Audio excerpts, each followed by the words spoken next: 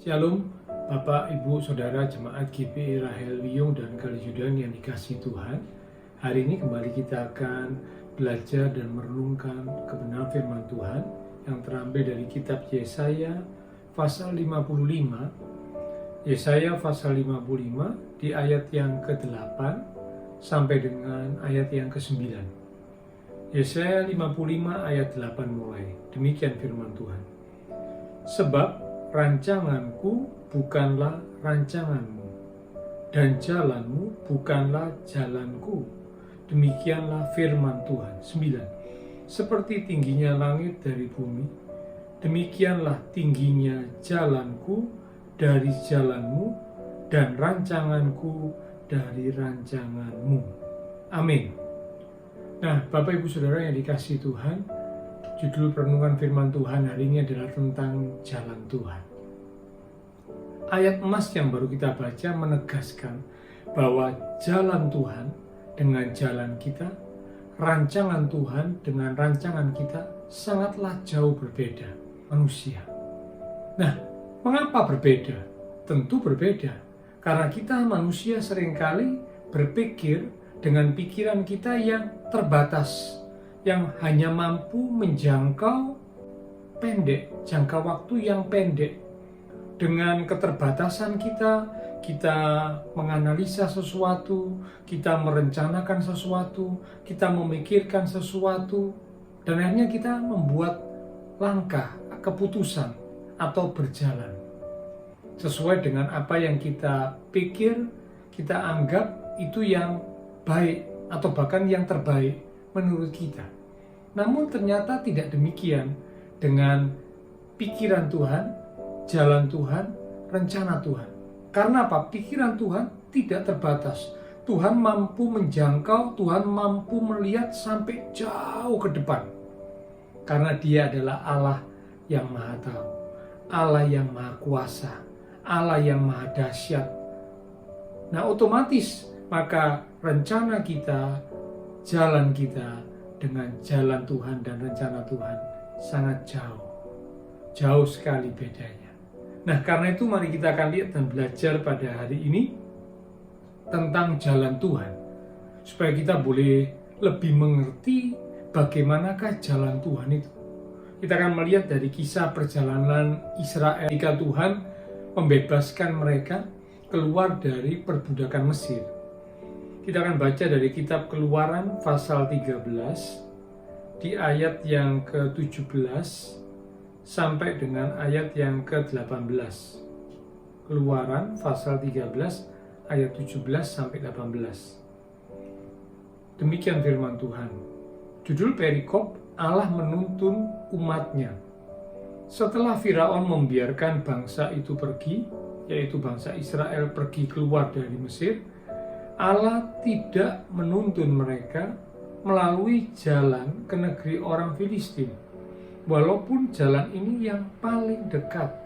Sebab firman Allah, jangan-jangan bangsa itu menyesal apabila mereka menghadapi peperangan sehingga mereka kembali ke Mesir. Tetapi Allah menuntun bangsa itu, bangsa Israel, berputar. Sekali lagi berputar melalui jalan di padang gurun menuju ke laut Teberau. Dengan siap sedia berperang, berjalanlah orang Israel dari tanah Mesir. Nah, perjalanan Israel ketika mereka keluar dari Mesir dengan karya Allah lewat 10 tulah yang membuat akhirnya Firaun dan orang Mesir mengusir Israel untuk segera keluar dari negeri mereka. Karena begitu banyak tulah, begitu banyak bencana yang terjadi di negeri mereka. Nah, ketika mereka telah keluar dari Mesir, ternyata Alkitab berkata Allah menuntun mereka. Mereka berjalan dalam tuntunan Allah, yang berarti bahwa bangsa Israel berjalan dalam jalan Tuhan. Karena Allah yang menuntun dan mereka mengikuti tuntunan Allah bagi mereka. Berarti Israel berada di jalan Tuhan. Ternyata Alkitab berkata bahwa Tuhan tidak menuntun Israel melalui jalan yang dekat. Namun Israel dipimpin, dituntun melalui jalan yang berputar. Mengapa alasannya? Ternyata dikatakan karena Allah tahu bahwa Israel belum siap untuk berperang. Kalau andai kata Israel dipimpin, dituntun melalui jalan yang dekat, mereka akan langsung berhadapan dengan bangsa Filistin. Di mana bangsa Filistin adalah bangsa yang kuat, bangsa yang terlatih untuk berperang. Dan tentu ketika Israel melewati negeri Filistin, orang Filistin tidak akan tinggal diam. Mereka akan siap untuk memerangi bangsa Israel. Nah, Allah tahu bahwa Israel belum siap untuk berperang.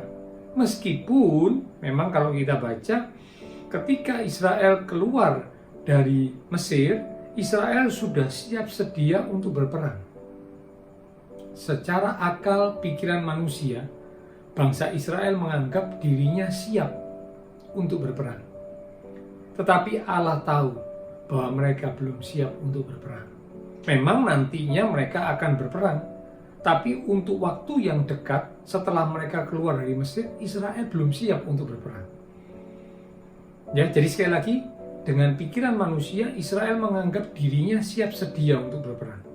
Namun Allah tahu bahwa mereka, Israel belum siap. Dalam jangka waktu dekat mereka belum siap.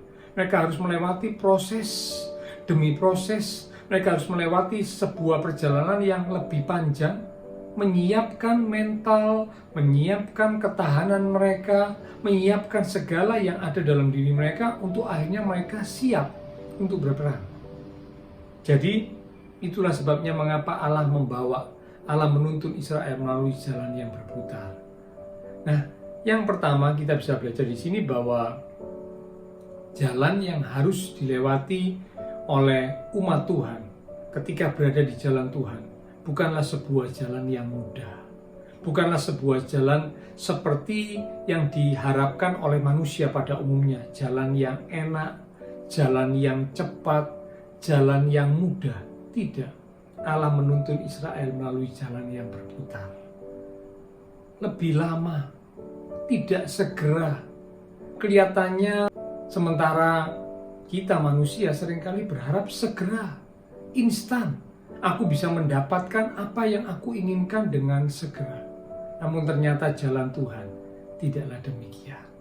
Tuhan seringkali bawa kita melewati sebuah proses perjalanan. Tuhan ingin membentuk segala hal yang ada dalam diri kita, kelemahan, keterbatasan, bahkan kekurangan, kesalahan, dosa kita dibentuk, diproses, dikikis. Supaya apa?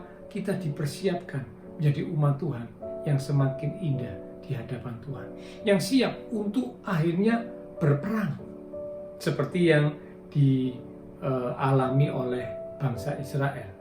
Bahkan dalam kitab Keluaran pasal yang ke-14 di ayat yang pertama dikatakan, Keluaran 14 ayat pertama, berfirmanlah Tuhan kepada Musa demikian, katakanlah kepada orang Israel supaya mereka balik kembali dan berkemah di depan Pi-hahirot antara Migdol dan laut, tepat di depan Baal-Sefon, berkemahlah kamu di tepi laut. Nah, ternyata bukan hanya ketika dipimpin dituntun melalui jalan memutar, tapi ada kalanya Tuhan berkata kepada Israel, suruh kembali, berbalik lalu berkemah di tepi laut. Wah, secara pikiran manusia sungguh sulit untuk dimengerti. Bagaimana mungkin sudah berjalan sekian perjalanan suruh balik berkemah di tepi laut? Inilah jalan Tuhan, tuntunan Tuhan bagi Israel. Bukan jalan yang mudah, bukan jalan yang enak, bukan jalan yang cepat, bukan jalan yang instan, melainkan sebuah jalan yang akan menghadapi tantangan. Tantangannya apa? Ketika mereka berkemah di tepi laut, nampaklah bangsa Mesir di bawah pimpinan Firaun sedang mengejar mereka. Pasukan Mesir sedang mengejar mereka, hendak menangkap mereka kembali, hendak menyerang mereka kembali. Dan mereka sedang berada atau berkemah di tepi laut, dalam posisi yang terjepit.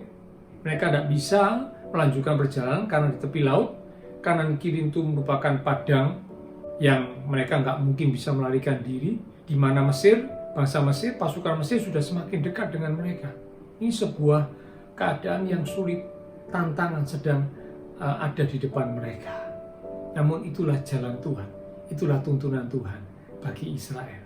Jadi hal yang pertama yang mesti kita camkan bahwa jalan Tuhan bukanlah jalan yang mudah, bukanlah jalan yang cepat, bukanlah jalan yang instan. Ada tantangan yang harus kita hadapi.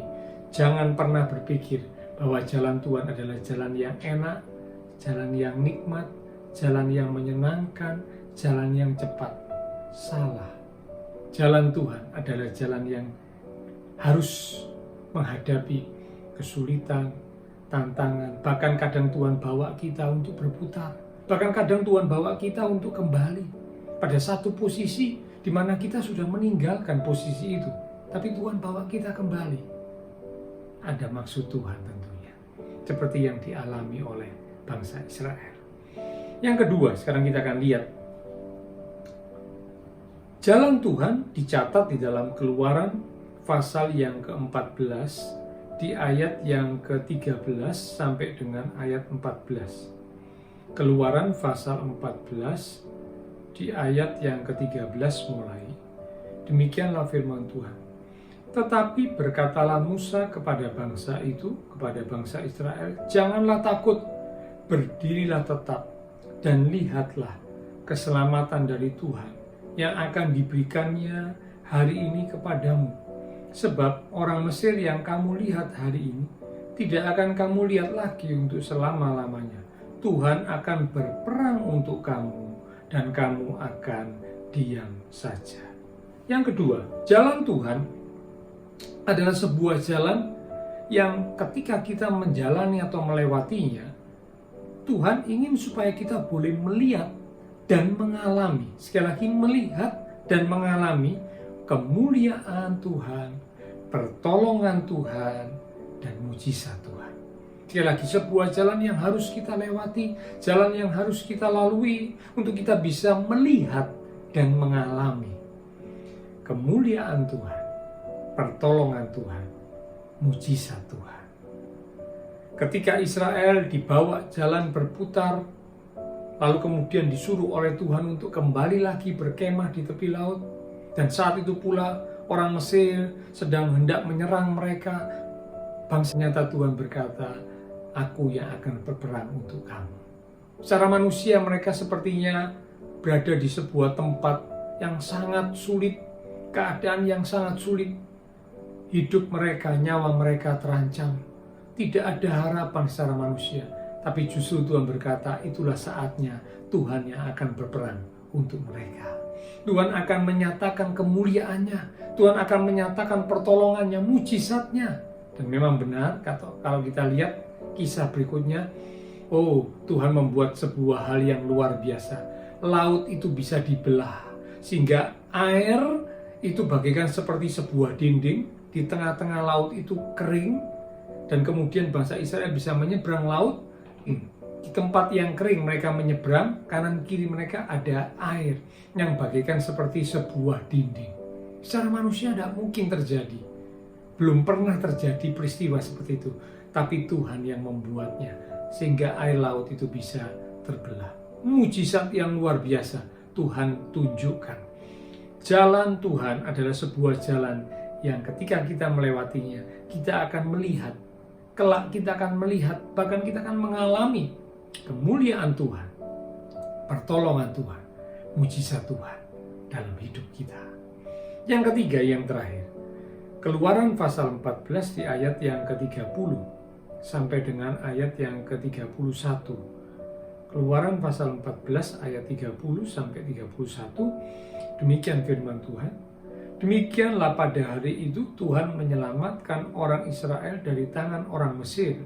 Dan orang Israel melihat orang Mesir mati terhantar di pantai laut. Ketika dilihat oleh orang Israel betapa besarnya perbuatan yang dilakukan Tuhan terhadap orang Mesir, maka takutlah bangsa itu kepada Tuhan.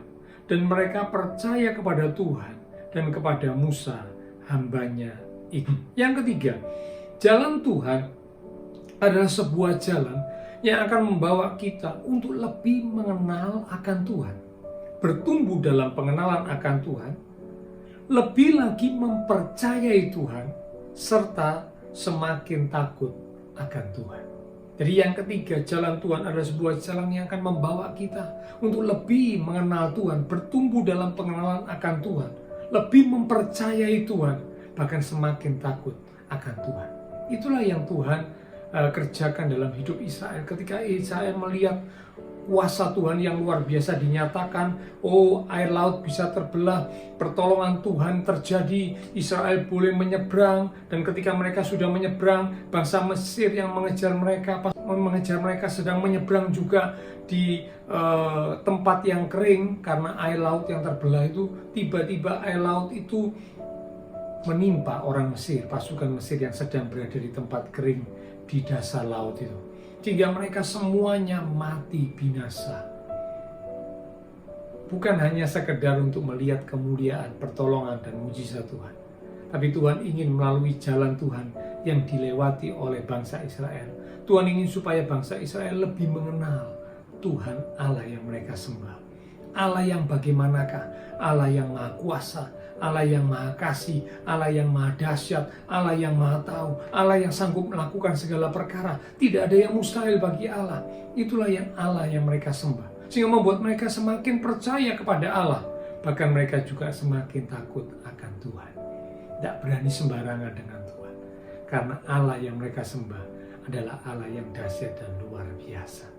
Jadi Bapak Ibu Saudara, 3 hal kita belajar dari perjalanan bangsa Israel.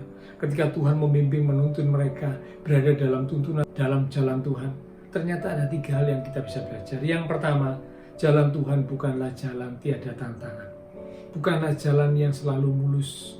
Tuhan izinkan ada kesukaran yang kita hadapi, seperti Israel dibawa berputar, bahkan kembali pada satu posisi di mana mereka telah meninggalkan posisi tersebut. Tuhan bawa kembali. Tapi melalui peristiwa itu, kelihatannya sepertinya mereka berada dalam kesulitan yang besar. Mesir sedang mengejar, dekat dengan mereka, hendak menghancurkan, membinasakan mereka. Tapi justru yang kedua, jalan Tuhan adalah jalan untuk kita bisa melihat dan mengalami kemuliaan Tuhan, pertolongan Tuhan, mujizat Tuhan. Dan itu yang Tuhan buat. Mesir akhirnya dihancurkan oleh Tuhan, dibinasakan oleh Tuhan. Dan yang ketiga, jalan Tuhan adalah jalan yang membawa kita boleh lebih mengenal Tuhan, bertumbuh dalam pengenalan akan Tuhan, lebih percaya kepada Tuhan, bahkan semakin takut akan Tuhan. Nah, karena itu mari kita mau sama-sama buat komitmen. Katakan, Tuhan, aku mau belajar untuk berada, untuk berjalan di dalam jalan. Meskipun memang aku nggak bisa menganalisa, nggak cocok dengan pikiran rencanaku, namun kalau itu adalah kehendak dan jalanmu, aku mau belajar berada di dalam jalanmu senantiasa. Mari kita akan baca ayat yang terakhir. Kita akan lihat dari 2 Samuel pasal yang ke-22 di ayat yang ke-22. 2 Samuel pasal 22 di ayat yang ke-22. Demikian firman Tuhan.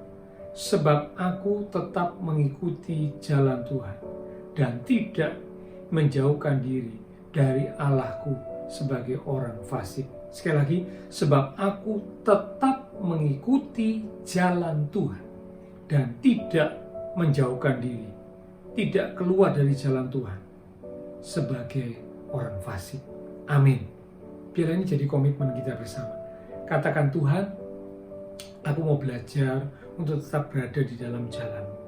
Aku tidak mau menjauhkan diri dari Tuhan. Aku tidak mau keluar dari jalan Tuhan.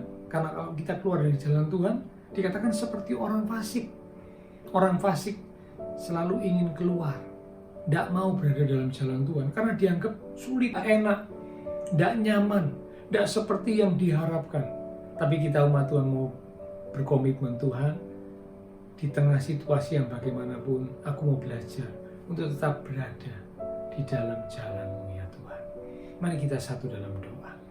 Terima kasih Tuhan untuk kebenaran firman Tuhan yang boleh kami terima bersama hari ini, di mana melalui firman kami boleh belajar bahwa jalan Tuhan meskipun tidak seperti yang kami bayangkan, tidak seperti yang kami harapkan. Karena ketika kami berada di jalan Tuhan, ada tantangan yang harus kami hadapi. Kadang kami dibawa berputar, sepertinya lebih lama, lebih sulit, ataupun kadang kami kembali pada posisi yang semula. Tapi Tuhan mau bawa kami ke sana, karena ada maksud-Mu. Melalui jalan yang Tuhan tetapkan buat kami, Tuhan ingin supaya kami boleh melihat dan mengalami kemuliaan Tuhan, pertolongan Tuhan, mujizat Tuhan.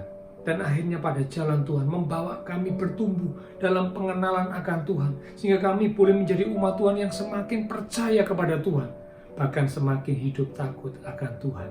Kami tidak berani sembarangan dengan Tuhan, karena kami semakin mengenal Engkau Allah yang dahsyat, maha kuasa, sanggup melakukan segala perkara. Tiada yang mustahil bagimu.